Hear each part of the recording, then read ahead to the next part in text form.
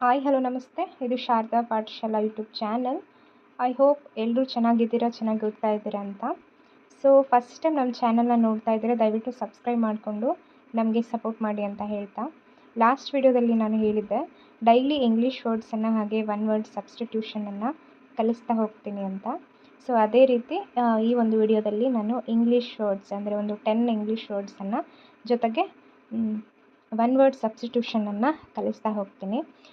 ಇದು ಯಾಕೆ ಇಂಪಾರ್ಟೆಂಟ್, ಯಾಕೆ ಕಲಿಬೇಕು ನಾವು ಅಂತ ಹೇಳಿದ್ರೆ, ಭಾಳಷ್ಟು ಜನ ಕಮ್ಯುನಿಕೇಷನ್ ಪೇಪರಲ್ಲಿ ತುಂಬ ಕಡಿಮೆ ಮಾರ್ಕ್ಸ್ ತಗೊಳ್ತಾರೆ. ಹಾಗೆ ಇಂಗ್ಲೀಷ್ ಅಂತ ಬಂದರೆ ಅದೊಂದು ಕಬ್ಬಿಣದ ಕಡಲೆ ಅಂತಲೇ ಆಗುತ್ತೆ. ಸೊ ಹಾಗಾಗಿ ಇಂಗ್ಲೀಷ್ ಕಲಿಯೋದು ಭಾಳ ಇಂಪಾರ್ಟೆಂಟ್ ಇದೆ ನಮಗೆ. ಸೊ ಕೆಲವ್ರು ಏನು ಮಾಡ್ತಾರೆ, ಡೈಲಿ ಕಲಿಯೋಕ್ಕಾಗಲ್ಲ, ಕಲಿಬೇಕು ಅನ್ಕೋತಾರೆ, ಕಲಿಯೋಕ್ಕಾಗಲ್ಲ. ಹಾಗಾಗಿ ಡೈಲಿ ನಾವೇನು ಮಾಡೋಣ ಅಂದರೆ ಒಂದು 10 ವರ್ಡ್ಸನ್ನು ತಗೊಂಡು ಬರ್ತೀನಿ. ಆ 10 ವರ್ಡ್ಸನ್ನು ಡೈಲಿ ಕಲಿತಾ ಹೋಗಿ, ಅಥವಾ ಯಾವುದಾದ್ರೂ ನೋಟ್ಸಲ್ಲಿ ಬರಿತಾ ಹೋಗಿ. ನಿಮಗೇನಾಗುತ್ತೆ, ರಿವಿಷನ್ ಮಾಡಬೇಕು. ಅದು ಡೈಲಿ 10 ವರ್ಡ್ಸ್ ಅಂತಂದರೆ ನಿಮಗೆ 10 ಡೇಸ್ಗೆ 100 ವರ್ಡ್ಸನ್ನು ನೀವು ಕಲ್ತಂಗಿರುತ್ತೆ. ಸೊ ಅದನ್ನೆಲ್ಲ ಬರ್ಕೊಂಡು ರಿವಿಷನ್ ಮಾಡಿದ್ರೆ ನೀವು ಖಂಡಿತವಾಗ್ಲೂ ಇಂಗ್ಲೀಷ್ ಒಂದು ಸಬ್ಜೆಕ್ಟಲ್ಲಿ ನೀವು ತುಂಬ ಒಳ್ಳೆಯ ಸ್ಕೋರನ್ನು ಮಾಡ್ಬೋದು. ಈ ವೊಕ್ಯಾಬ್ಯುಲರಿ ಸ್ಟ್ರಾಂಗ್ ಇದ್ದರೆ ಇಂಗ್ಲೀಷ್ ಸ್ಟ್ರಾಂಗ್ ಇದ್ದಂಗೆ. ಸೊ ನೆಕ್ಸ್ಟ್ ಮುಂಬರುವ ದಿನಗಳಲ್ಲಿ ಗ್ರಾಮರ್ ಕೂಡ ಮಾಡಿಕೊಡ್ತೀನಿ. ಈಗ ಇದೊಂದು ಮಾಡೋಣ, ಸೀರೀಸ್ ಮಾಡೋಣ, ಒಂದು 2 ಮಂತ್ಸ್ ಮಾಡೋಣ ಅಂತ ಅಂದ್ಕೊಂಡಿದ್ದೀನಿ. ಸೊ ಇವತ್ತು ಇದು ಫಸ್ಟ್ ವಿಡಿಯೋ ಆಗಿರುತ್ತೆ ಇಂಗ್ಲೀಷ್ಗೆ ಸಂಬಂಧಪಟ್ಟಂತೆ. ಸೊ ನೋಡ್ತಾ ಹೋಗೋಣ ಯಾವ್ಯಾವ ವರ್ಡ್ಸ್ ಇದ್ದಾವೆ ಅಂತ. ಸಿಗ್ನಿಫಿಕೆಂಟ್ ಅಂದರೆ ಗಮನಾರ್ಹ ಬದಲಾವಣೆ ಅಂತ ಕನ್ನಡದಲ್ಲಿ ಮೀನಿಂಗ್ ಕೊಡುತ್ತೆ. ಸೊ ಇಂಗ್ಲೀಷಲ್ಲಿ ಏನಂದರೆ ಸಿಗ್ನಿಫಿಕೆಂಟ್ ಅಚೀವ್ಮೆಂಟ್ ಅಂದರೆ ನಂಬಕ್ಕೆ ಸಾಧ್ಯ ಆಗೋದಿಲ್ಲ ಅಂಥ ಒಂದು ಬದಲಾವಣೆಯನ್ನು ಸಿಗ್ನಿಫಿಕೆಂಟ್ ಅಂತ ಕರಿತೀವಿ. ನಂಬಲು ಅರ್ಹಲಾದ ಒಂದು ಅಚೀವ್ಮೆಂಟ್ ಅಂತ ಕರಿಬೋದು. ನಂಬಕ್ಕೆ ಇವನು ಒಂದು 1 ಇಯರ್ ಬಿಫೋರ್ ಹಿಂಗಿಲ್ಲ, ಬಟ್ ಈಗ ನೋಡಿದ್ರೆ ಈ ಒಂದು ಜಾಬ್ ತೊಗೊಂಡ್ಬಿಟ್ಟ, ಈ ರೀತಿ ಬದಲಾವಣೆ ಆಗಿಬಿಟ್ಟ, ನಂಬಕ್ಕೆ ಆಗ್ತಾ ಇಲ್ಲ ಅಂತ ಹೇಳ್ತೀವಲ್ಲ, ಆವಾಗ ನಾವು ಸಿಗ್ನಿಫಿಕೆಂಟ್ ಅಂತ ಬಳಸಬೇಕು. ಸಿಗ್ನಿಫಿಕೆಂಟ್ ಅಚೀವ್ಮೆಂಟ್ ಅಂತ ಕರಿತೀವಿ. ಪ್ರಿಸೈಸ್ ಅಂದರೆ ಅಕ್ಯುರೇಟಾಗಿ ಹೇಳುವಂಥದ್ದು, ಎಕ್ಸಾಕ್ಟಾಗಿ ಹೇಳುವಂಥದ್ದು. ಪ್ರಿಸೈಸ್ ಅಂದರೆ ಕನ್ನಡದಲ್ಲಿ ಅಂತಂದರೆ ನಿಖರ ಅನ್ನೋ ಒಂದು ಅರ್ಥವನ್ನು ಕೊಡುತ್ತೆ. ನೆಕ್ಸ್ಟ್ ನೋಡಿ, ಎಸೆನ್ಷಿಯಲ್ ಅಂತಂದರೆ ಈಗ ಗಾಳಿ ಒಂದು ಎಸೆನ್ಷಿಯಲ್ ನಮಗೆ. ಏನಕ್ಕೆ ಅಂದರೆ ಉಸಿರಾಡಲಿಕ್ಕೆ ನಮಗೆ ಗಾಳಿ ಒಂದು ಏನಾಗಿರುತ್ತೆ, ಎಸೆನ್ಷಿಯಲ್ ಥಿಂಗ್ ಆಗಿರುತ್ತೆ. ಕನ್ನಡದಲ್ಲಿ ಅರ್ಥ ಏನು ಅಂತಂದರೆ ಅಗತ್ಯ. ಎಸೆನ್ಷಿಯಲ್ ಅಂತಂದರೆ ನೆಸೆಸರಿ, ಅದು ನಮಗೆ ತುಂಬ ಇಂಪಾರ್ಟೆಂಟು, ಪ್ರಮುಖವಾದದ್ದು ಅನ್ನೋ ಒಂದು ಅರ್ಥವನ್ನು ಕೊಡುತ್ತೆ. ಅರ್ಥ ಆಯಿತಾ? ಎಸೆನ್ಷಿಯಲ್ ಅಂದರೆ ಏನಂತ. Water is essential for life. ನೀರು ನಮಗೆ ಒಂದು ಅಗತ್ಯವಾದ, ಪ್ರಮುಖವಾದ ಒಂದು ಬೇಕಾಗಿರ್ತಕ್ಕಂಥ ಒಂದು ವಸ್ತು ಅಂತಲೇ ಹೇಳ್ಬೋದು. ನೆಕ್ಸ್ಟ್ ನೋಡಿ, ಆಬ್ಸ್ಟಕಲ್ ಅಂತ ಕರಿತೀವಿ. ಆಬ್ಸ್ಟಕಲ್ ಅಂತಂದರೆ ಅಡಚಣೆ ಅನ್ನೋ ಒಂದು ಅರ್ಥವನ್ನು ಕೊಡುತ್ತೆ.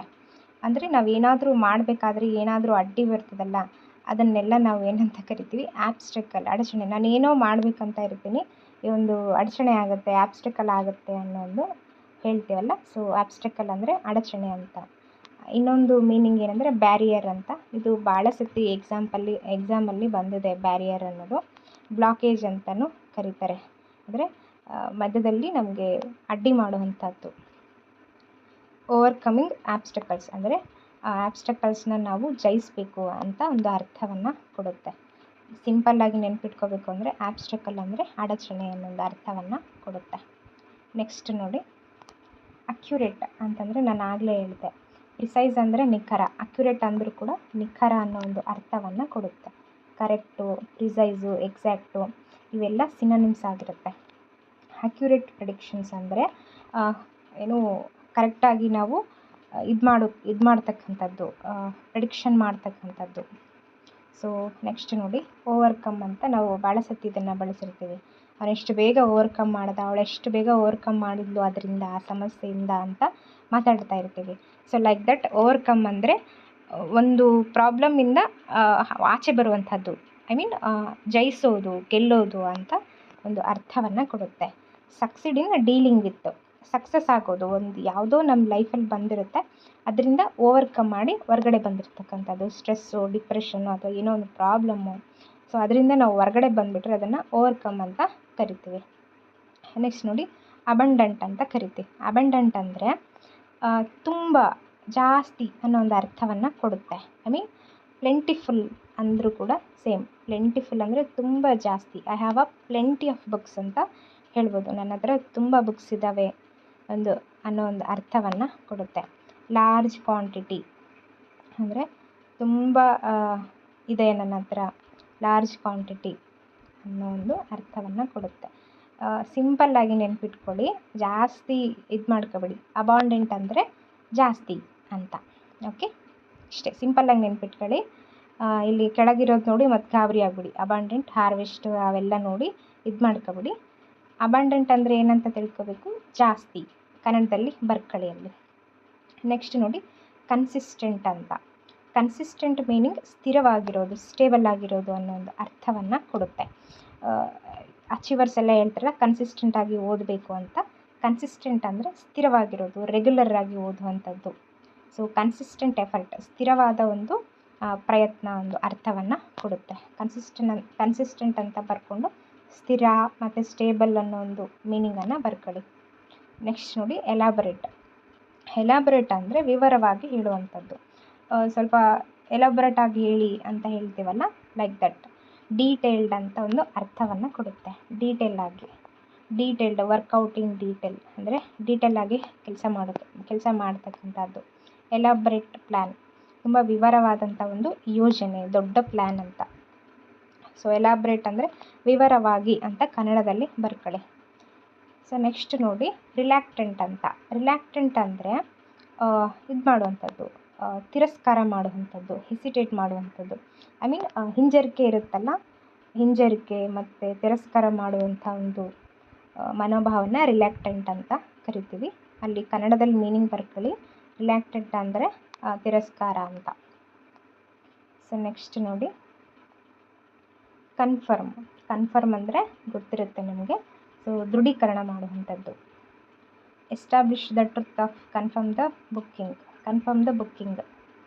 ಸೊ ಕನ್ಫರ್ಮ್ ಅಂದರೆ ಇದು ಮಾಡುವಂಥದ್ದು, ದೃಢೀಕರಣ, ಟ್ರೂ ಆಗಿರುವಂಥದ್ದು ಅಥವಾ ಫೈನಲ್ ಆಗಿ ಹೇಳುವಂಥದ್ದು ಕನ್ಫರ್ಮ್ ಅಂದರೆ. ನೆಕ್ಸ್ಟ್ ಅಡ್ಯಾಪ್ಟಬಲ್ ಅಂತಂದರೆ able to just to.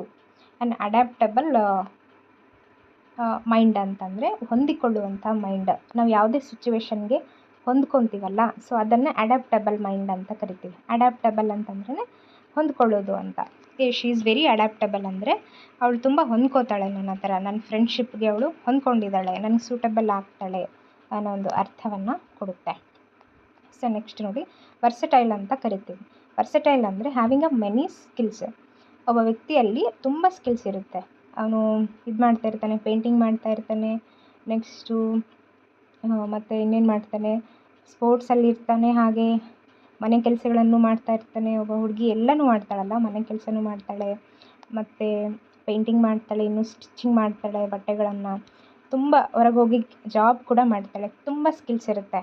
So ಅಂಥ ಒಂದು ಲಕ್ಷಣನ ಏನಂತ ಕರಿತೀವಿ, ವರ್ಸಟೈಲ್ ಅಂತ ಕರಿತೀವಿ. ಸೊ ವರ್ಸಟೈಲ್ ಆರ್ಟಿಸ್ಟ್, ಇವನಿಗೆ ತುಂಬ ಕಲೆಗಳಿರುವಂಥ ಒಬ್ಬ ಕಲಾವಿದ ಅಂತ ಅರ್ಥವನ್ನು ಕೊಡುತ್ತೆ. ಸೊ ನೆಕ್ಸ್ಟ್ ನೋಡಿ ಡೈವರ್ಸ್ ಅಂತ ಕರಿತೀವಿ. ಸೊ ಡೈವರ್ಸ್ ಅಂತಂದರೆ ಶೋವಿಂಗ್ ಅ ವೆರೈಟಿ.